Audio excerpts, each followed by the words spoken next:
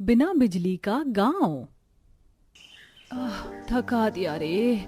इस कुएं की अहमियत भी साल भर से समझ आ रही है। सही बोल रही हो बहन, इस कुएं ने अपनी जरूरत बता दी है। जब से गांव की बिजली गई, सारा सामान बिजली के भरोसे चलने वाला ऐसे का ऐसे ही रह गया और बस काम में आ रहा है तो ये कुआं। सोचो बहन, अगर गांव में उस दिन वो आंधी ना चलती और तार टूटकर ट्रांसफार्मर खराब ना होता तो बाकी जगहों की तरह आज हमारे गांव में भी बिजली होती। लेकिन अब तो हमारा गांव बिना बिजली का गांव ही बन चुका है। गांव की सभी बहुएं पनघट पर मटके लिए हुए इसी तरह से बातें कर रही थी। ये कहानी है उजाला गांव की, जहां साल भर से मौसम की खराबी की वजह से बिजली नहीं थी। उजाला गांव जो कभी उजाले के लिए जाना जाता था, आज वहां अंधेरा छाया हुआ था। किसी के भी घर में बिजली नहीं आती थी। सभी लोग मानो बिना बिजली के जमाने में जी रहे थे। औरतें पनघट से पानी भर भर के अपनी जरूरतें पूरी करती थी और गर्मी के मौसम में तो और भी ज्यादा दिक्कत महसूस होती थी। हाँ हे भगवान, इस गर्मी में तो सारा पानी ही खिंच जाता है कपड़े साफ करने में। कपड़े साफ होते हैं और शरीर की ताकत निकल जाती है। क्या फायदा इस दहेज में मिली हुई वॉशिंग मशीन का, जब ये खड़े होकर बस मुंह ही चढ़ाती है। तो इसको तो मैं बेच ही दूंगी। नहीं दिया बहू, ऐसे नहीं होता, सोचना भी मत इसको बेचने को। क्यों माँ जी, इसकी क्या मुझे आरती उतारनी है? अरे बेटा, ये तेरे माँ बाप की दी हुई चीज है। हाँ तो माँ बाबा ने इसे मुझे इस्तेमाल करने को दिया था, लेकिन जब ये इस्तेमाल में आती ही नहीं है तो अच्छा है कि मैं इसे बेच दूं, क्योंकि मुझे नहीं लगता कि अब हमारे गांव में बिजली आएगी। दिया की बात को सुनकर हेमा कुछ भी नहीं बोल पाई। ऐसे ही सभी गांव वालों के घरों में बिजली की जरूरत का सामान रखा रखा ऐसे ही सड़ रहा था। किसी के घर पर कूलर था तो किसी के घर का एसी। हाँ, गर्मी किस काम का है ये, जब देखो बंद पड़ा रहता है। इसे उतरवा कर बिकवा देना बहू, इस बिना बिजली के गांव में इस एसी का कोई मोल नहीं है। सभी के घरों का सामान ऐसे ही बेकार पड़ा हुआ था। सारा गांव बिजली न होने की वजह से बहुत पीछे जा चुका था। ऐसे ही शाम होते ही सारे गांव में गुप्त अंधेरा छाना शुरू हो जाता। सभी आदमी अपना काम निपटाकर दिन ढलने से पहले ही घर आ जाते थे, क्योंकि रात बेहद ही अंधेरा लेकर आती थी। राखी, कुंडी लगा लो। अब वैसे भी काफी रात हो गई है, तो अब ना तो मैं बाहर जाऊंगा और ना ही कोई गांव से हमारे घर में आएगा। तब तक मैं छत पर बिस्तर बिछा आता हूँ। जी। सभी गांव में ऐसे ही कुंडी लगा लिया करते थे। राखी ने भी दीपक के उजाले में अपने घर की कुंडी लगा दी और उसके बाद वो अपने पति के साथ छत पर बिस्तर बिछाने चली गई। आसपास की छतों पर भी सभी लोग थे और सभी छत पर ही अपने बिस्तर लगा रहे थे कि तभी राखी को नीचे से दरवाजा बजने की आवाज आई। इस वक्त कौन हो सकता है जी? पता नहीं, जाकर देखता हूँ। अरे अरे भाई, क्या कर रहा है? तेरे घर के सभी लोग घर में हैं या नहीं? हाँ, सभी घर में ही हैं। अगर सभी घर में हैं तो फिर दरवाजा न खोलना। सुना है ज्यादा अंधेरे रहने की वजह से रात को गांव में डाकू और लुटेरे घूमते हैं। सभी पड़ोसियों की बात सुनकर राखी ने अपने पति को रोक लिया। अब गांव में बिजली न होने से ये चोर डाकुओं की भी दहशत बन गई थी। सारी रात सभी लोगों की बेचैन ही गुजरी। आसपास से सभी ने छत पर खुद को हाथ से हवा करते हुए वक्त गुजार दिया। ऐसे ही सिलसिला जारी था और आज शाम के वक्त गांव की सास बहुएं एक पेड़ के नीचे बैठी हुई खुद को हवा कर रही थीं। क्या हमें सुकून देखने को मिलेगा? अब नहीं लगता कि बिजली आएगी। अरे हाँ, बिजली से याद आया, पता है मैं आप सभी से बिजली के बारे में ही बात करने वाली थी। मैंने 8th क्लास में पढ़ा था कि जरूरी नहीं हम चीजों को इलेक्ट्रिसिटी से ही चलाएं और वो हमें तारों से ही मिलेगी। हम सोलर एनर्जी को भी बिजली की तरह इस्तेमाल कर सकते हैं। वो क्या होता है बहू? माँ जी, सोलर एनर्जी यानी कि सूर्य की ऊर्जा। सोलर एनर्जी का इस्तेमाल हमारे आसपास के एनवायरनमेंट के लिए भी बहुत अच्छा होता है। इससे पर्यावरण को ज्यादा नुकसान नहीं होता और हम अपनी कुछ जरूरतें तो इससे पूरी कर ही सकते हैं। अगर कोई ऐसी चीज है जिसके लिए हमें सरकार पर डिपेंडेंट रहने की जरूरत नहीं है तो तुम्हें ये हमें पहले बताना चाहिए था बहन। कैसे आएगी ये सोलर एनर्जी हमारे गाँव में? इसके लिए हमें अपने अपने घरों की छत पर सोलर प्लांट लगवाना होगा। वो सूरज की रोशनी से चार्ज होगा और उससे हमें एनर्जी मिलेगी। सोलर पैनल थोड़ा महंगा जरूर होता है, लेकिन हालातों को देखते हुए अब बस यही रास्ता नजर आ रहा है। अरे बहन, लगवा लेंगे, बस इस बिना बिजली की जिंदगी से छुटकारा मिल जाए। क्यों बहनों, सही कहा। गांव की सभी औरतें सोलर प्लेट लगवाने को राजी हो गईं। बस फिर क्या था, उन सभी ने अपने अपने पतियों से बात की और उन सभी ने अगले ही दिन अपने अपने घरों की छतों पर सोलर पैनल लगवा लिए, जिससे कि गांव के कुछ घरों में बिजली आ गई। अरे हमें इस हीरे के बारे में पहले से क्यों पता नहीं था? माँ जी देखो, टंकी में एक अरसे के बाद पानी आया है। सही बोल रही है बहू, टंकी में पानी है, घर की लाइट जल रही है, लेकिन ये सोलर पैनल हमें बड़ी महंगी पड़ी है बहू। और अभी भी गांव में आधे से ज्यादा घर ऐसे हैं जो इस बिजली का खर्चा नहीं उठा सकते हैं। सही कहा माँ, हमारा घर तो रोशन हो गया, लेकिन ऐसे घरों का क्या जहाँ बिजली नहीं है। रिद्धिमा और उसकी सास ऐसे ही बाकी लोगों के बारे में सोच सोच कर उदास होने लगी। वहीं दूसरी तरफ, माँ बिजली आ गई है क्या? देखो रिद्धिमा चाची के घर की लाइट जल रही है। अरे हाँ, लगता है कि रिद्धिमा ने वही सोलर पैनल का इंतजाम किया है। सही है, अमीर ही ऐसी चीजों का इस्तेमाल कर सकते हैं। गांव के बस 2-4 घर ही चमक रहे थे, जिनको देखकर बेचारे गरीब लोग बिजली की आस में तरस रहे थे। ऐसे ही सिलसिला जारी था और आज के दिन भी सभी गांव की सास बहुएं उसी पेड़ के नीचे बैठी हुई थी। हमने सोलर पैनल तो लगवा लिया, लेकिन मुझे गांव के उन गरीब बच्चों के बारे में सोचकर बहुत बुरा लगता है जो इस दुविधा को अफोर्ड नहीं कर सकते। माँ जी और आप सभी, मैं क्या सोच रही थी कि क्यों ना हम लोग अपने गांव में अब बस बिजली का ही इंतजाम करें, जिससे सारी सड़कें, सारे घर और पूरा गांव रोशन हो जाए। वैसे भी ये सोलर पैनल बहुत महंगे हैं। हम गांव में बिजली कैसे लेकर आ सकते हैं? मेरा मतलब मर्द लोग ये काम नहीं कर पाए तो? हम औरतें किसी से कम हैं क्या? यहाँ बिजली मर्द नहीं बस शिक्षा लेकर आ सकती है। आप लोग मन पक्का तो करो, हम लोग कल ही सरकारी दफ्तर में यहाँ बिजली की अपील डालने चलेंगे। आप लोग साथ दो तो अपने गांव में हम बिजली ला कर रहेंगे। हम तो राजी हैं दिशा, अगर इस तरह गांव में बिजली आ सकती है तो हम ये भी करेंगे। कब चलना है? कल चलेंगे। दिशा की बात पर सारी औरतें राजी हो गई। बस फिर क्या था, अगले ही दिन सारी औरतों ने मिलकर सरकारी दफ्तर में अपील की, जिससे सरकारी कर्मचारी ने उन्हें एक फॉर्म भरने को दिया। इसको फिल करना है? पेन है आपके पास? तुम गांव से हो, तुम्हें इसे भरना आता है? जी हाँ आता है, पेन दीजिए। दिशा को देखकर कर्मचारी भी शौक में था। उसने दिशा को फॉर्म भरने के लिए पेन दिया, जिससे उसने फॉर्म को फिल किया। सब ठीक है। अब आप लोग 2 दिनों बाद इसी वक्त आइए। थोड़ी और कागजी कार्रवाई होगी, उसके बाद उम्मीद तो है कि सरकार आपकी सुन ही लेगी। गांव की बहुओं ने जैसे कहा था उन्होंने वैसे ही किया। वो सभी अब जज्बे में आ चुकी थी। जब जब उन्हें दफ्तर में बुलाया गया, उन्होंने दफ्तर में हाजिरी दी और अंत में वो दिन भी आ गया जब आखिरकार सरकारी कर्मचारी गांव में बिजली जोड़ने को आए। अरे भाई, यहाँ चल क्या रहा है? भाई जानते नहीं हो, हमारी बीवियों की मेहनत रंग ले आई। गांव में बिजली के तार जुड़ रहे हैं, अब हमारे गांव में भी बिजली आएगी। सुना भैया? सभी लोग गांव वाले बहुत ज्यादा खुश हो गए।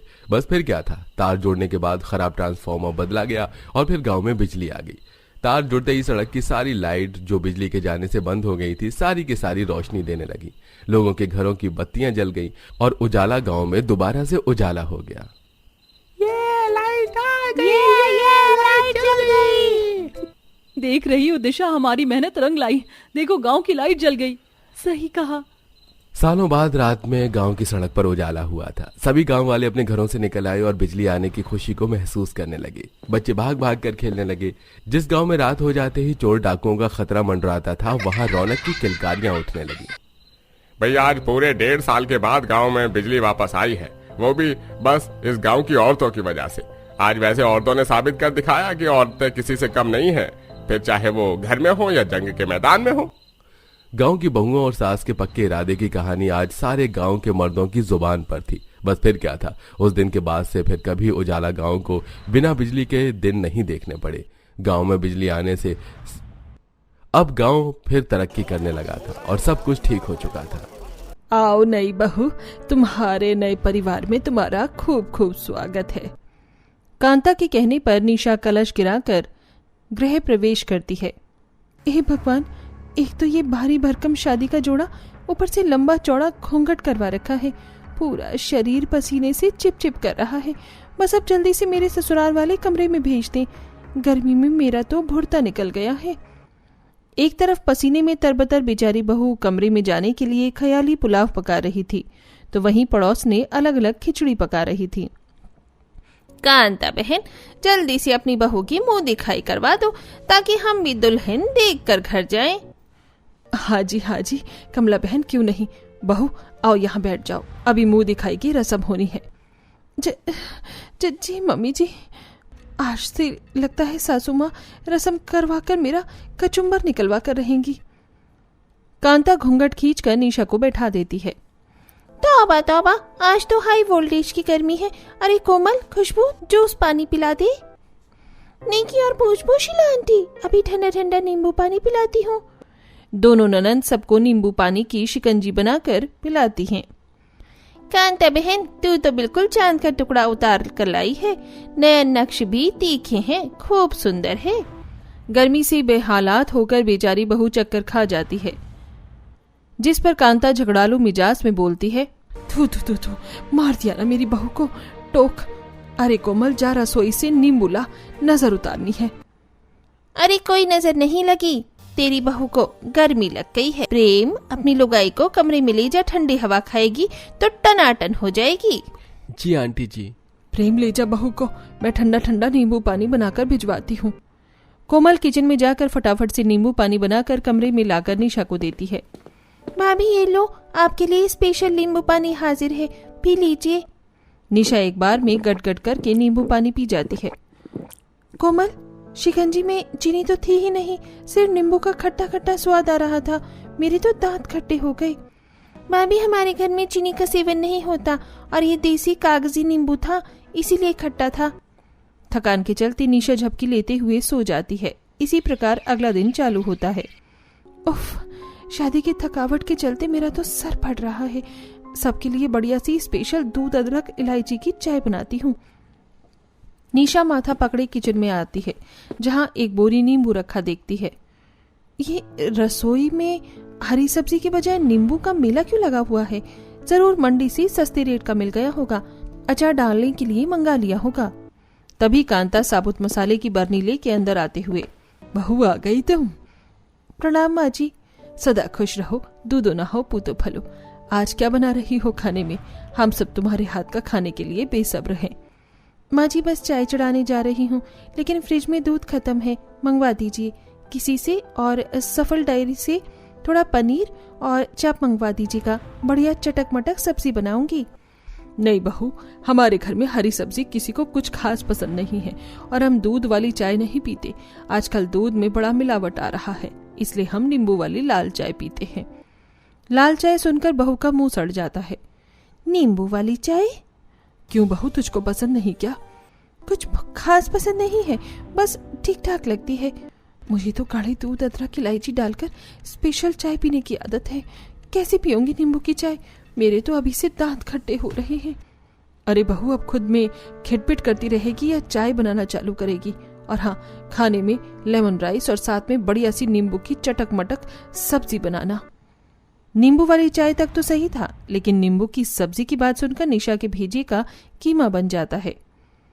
नींबू की सब्जी? माँ जी, अभी तो गर्मी के मौसम में इस सीजन की हरी भरी भिंडी, तुरई, करेला, लौकी आ रही है, तो नींबू की सब्जी क्यों खानी? बहुत ज्यादा कचर कचर करने की जरूरत नहीं। नींबू की सब्जी खाने के फायदे हैं, चुपचाप से बनाओ। जी माँ जी। बेचारी बहू के पास सास की बात सर आंखों पर रखने के अलावा कोई चारा नहीं बचता। वो सबको नींबू की चाय बनाकर पिलाती है और फिर चिड़चिड़े मिजाज से नींबू की सब्जी और नींबू वाले चावल बनाती है। हे भगवान, इस नींबू की सब्जी बनाने में तो मेरी चाय ठंडी हो गई, ऊपर से नींबू की फाड़ी काटने में मेरे तो आंख में रस भी पड़ गया। अरे भाभी, हमारी खट्टी खट्टी नींबू की सब्जी बन गई तो फटाफट से खाना लगा दो। जी जी देवा जी, बस रेडी है खाना। भैंस की आंख, एक तो इस नींबू की सब्जी बनाने में इतनी बसरबाजी है, ऊपर से ससुराल वालों ने नाक में दम करके रख दिया है। खिटपिट करते हुए बहू सबको परोस कर खिलाती है। ससुराल वाले उंगलियां चाट चाट कर नींबू की सब्जी चावल खाते हैं। वाह बहू, क्या बढ़िया चटकदार नींबू की सब्जी बनाई है तुमने। इसके आगे तो मटर पनीर, चिकन, चाप सब कुछ फेल है। आप जैसे नींबू के चटोरे खाने वाले को मटर पनीर हजम भी नहीं होगा पापा जी। बहू, तूने कुछ कहा क्या? न नहीं माँ जी, कुछ लेंगे आप लोग? भाभी, मुझे नींबू वाले चावल डाल दो। जी ननन जी। भगवान, ये देखने में तो इतनी सुगड़ी है, पर 4 प्लेट चावल चर कर गई। ससुराल वालों को नींबू की सब्जी इतनी स्वादिष्ट लगती है कि वो प्लेट चाट पहुंचकर साफ कर जाते हैं। वहीं बहू मन मार कर खाती है। शाम को गली में सब्जी की रेडी आती है। सब्जी ले लो, ताजी ताजी सब्जी ले लो, कटहल, भिंडी, तोरई ले लो। सब्जी वाले भैया रुकना जरा, मुझको भी सब्जी खरीदनी है। निशा जैसे ही सब्जी की रेडी रोकती है, कमला शीला आपस में खिचड़ी पकाते हुए, अरे ये कांता के घर में आज सूरज पूरब की जगह पश्चिम से कैसे निकल गया? मैं भी यही सोच रही हूँ कमला बहन, नींबू की सब्जी खाने वाले आज हरी सब्जी पर कैसे खरीद रहे हैं? भैया 1 किलो ये कच्चे कटहल तोल दो, छोटे छोटे पीस काटना। जी जी बहन जी। आज बढ़िया मीट की तरह सब्जी बनाऊंगी कटहल की। इतने में कोमल ऑर्डर झाड़ते हुए बोली, भाभी ये कटहल किस लिए खरीद रही हो? डिनर में बनाने के लिए खरीद रही हूँ। ओह सब्जी वाले भैया, अपनी रेडी लेकर रफू चक्कर हो जाओ, हमें सब्जी नहीं लेनी। भाभी आप अंदर आओ। निशा मुंह लटकाकर अंदर चली आती है, जहाँ कांता राशन पानी लेकर चढ़ जाती है। बहू रसोई में सब्जी बनाने के लिए पूरी 1 बाड़ी नींबू पड़ा है, तो फालतू में पैसे फूकने की क्या जरूरत थी? आज बढ़िया 1 किलो नींबू डालकर अरहर की दाल और नींबू वाले चावल बना ले। बहू भड़कते हुए दोबारा नींबू की सब्जी बनाती है। इसी प्रकार निशा की शादी को 2-3 हफ्ते हो जाते हैं। एक सुबह किल से मिजाज में बहू नींबू की कड़ी बनाते हुए, हे भगवान, मेरी तो जिंदगी नरक हो गई है। इस नींबू की सब्जी खाने वाले खानदान में शादी करके पक चुकी हूँ। निशा, कढ़ी पकने में और कितनी देर लगेगी? पेट में चूहे दौड़ रहे हैं। प्रेम जी, पहले ही मेरे दिमाग का कीमा बना हुआ है, सीधे से खिसक लीजिए बाहर। अरे भाई, तुम इतना हाई वोल्टेज गुस्से में क्यों हो? क्या हुआ है? कद्दू हुआ है। दिन रात नींबू की सब्जी खिलाकर आपकी फैमिली वालों ने मेरे नाक में दम करके रख दिया है। मैं पक चुकी हूँ। ये नींबू की सब्जी, नींबू वाली चाय, नींबू की कड़ी, नींबू की दाल खा खा कर। या तो तुम अपने खानदान वालों से बातचीत कर लो, नहीं तो मैं मायके चली जाऊंगी और तुम हाथ मलते रह जाओगे। निशा की धमकी देने पर प्रेम मुंह लटका कर खाने की मेज पर लौट आता है। रोजाना नींबू की सब्जी का सेवन करने से ससुराल वालों के पेट में अमल की मात्रा बढ़ जाती है। सास ससुर को जोड़ों का दर्द सताता है और बाकियों को दस्त लग जाता है। माँ, मेरा पेट। भाभी फटाफट से मुझे काला नमक डालकर नींबू पानी दे दो, मरोड़ का दर्द हो रहा है। जी बस अभी लाई। निशा जानबूझकर नींबू पानी में 15 से 20 खट्टी नींबू निचोड़ कर देती है, जिसे पीकर ननंद को गुस्सा चढ़ जाता है। भाभी, आपका दिमाग खराब है क्या? कितना खट्टा खट्टा नींबू पानी बनाया है आपने, मेरे दांत खट्टे हो गए। बहू, कल भी तूने दाल जरूर से ज्यादा खट्टी कर दी थी और चावल में नींबू तैर रहे थे।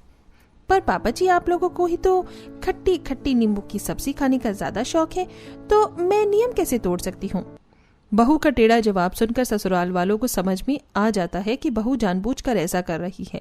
इसलिए वो अगले दिन से बहू को नींबू की सब्जी बनाने के लिए मना कर देते हैं और बहू उस दिन से अपने मनपसंद की मटर पनीर की सब्जी बड़े चाव से बनाती है। वो कहावत है ना, जब घी सीधी उंगली से नहीं निकलता तो कभी कभी उंगली टेढ़ी भी करनी पड़ती है।